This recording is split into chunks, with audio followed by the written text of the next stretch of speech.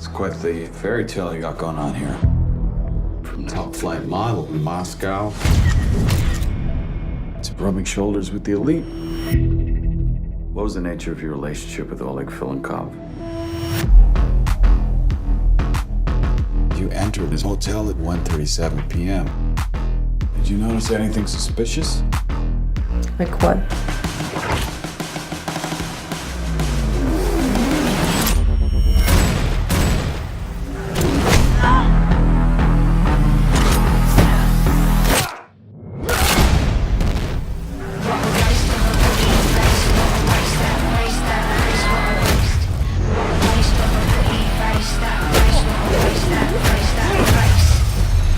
Can't you look at the hotel security cameras?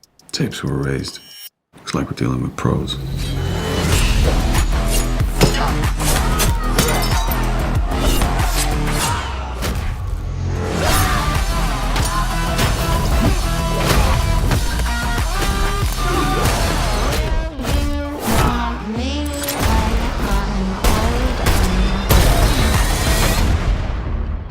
How did you do that? Your next target is in Paris. There'll be no backup. Any questions?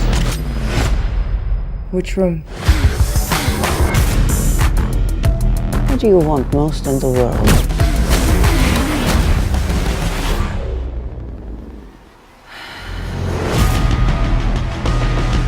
You'll never make it out of here. Hi. What's your name?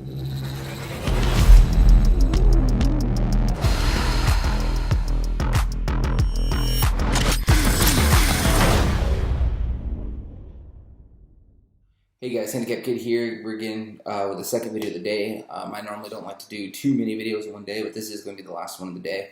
We're going to review Anna, or Anna, however you want to pronounce it, the Russian KGB spy movie. This movie, oh my god, this movie was great. This movie was everything, let me adjust my seat. This movie was everything Peppermint promised to be. It was a kick-ass woman, kick-ass story, kick-ass everything. I mean, it was great. I did a little research. I forget her name. I forget the main character's name, Anna. But the only other thing I saw that she was in on her filmography was Valerian, and she plays the princess. So not a big story character part, but not like a major on-screen part.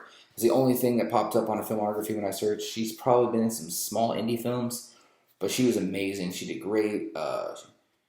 She's hot. That goes without saying. I mean, which fits. You need to have a hot woman for a spy movie like this. I mean, and it's not just a woman, man too. I mean, this is basically was Russian 007 kind of. And if the next if they do 007 and they have freaking Seth Rogen as 007, it's not going to be believable. It's not going to, okay. So it's one of those movies. But it was a really good movie, really entertaining. It was one of my favorite movies. It got gory at times, good fight sequences, good problem solving, but it was a movie that I haven't seen in quite a while. You have to watch the movie. You have to pay attention because it jumps around timeline-wise to give you bits and pieces of why something's happening. Something happens or something sets up to happen, and then it goes black and it says 3 months earlier. So you start to figure out, you see something and like, wait, why'd you do that? And then it goes back and tells you what's going on. And it does that quite a bit. It was, so you have to pay attention to this movie. You really have to watch it and pick up little key details. It was really good. Luke Evans is in it. I believe that's his name. He plays the river, or the ferryman in the Hobbit movie, I think. And I think he's in one of the Fast and Furious because he's a great actor. I love him. It's just everyone did great in this movie. It was an awesome movie. I will say this: if you are playing, I use 007 as a reference, and most 007 movies aren't. Most 007 movies, even though they're usually rated PG-13, I do believe, but this movie is a hard R. It is a very hard R they dropped the F word, the F bomb multiple times. There is nudity, full body nudity at one point. So it is a very, very hard R. So if you are a parent, I don't recommend taking a younger kid. I would say like maybe 15, 16, depending on your parenting style.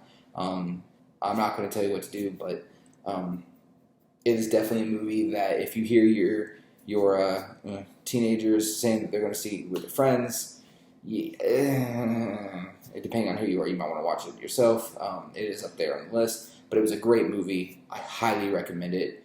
I've seen it once. I'm probably going to go see it again just to make sure I didn't miss anything. It was a great movie.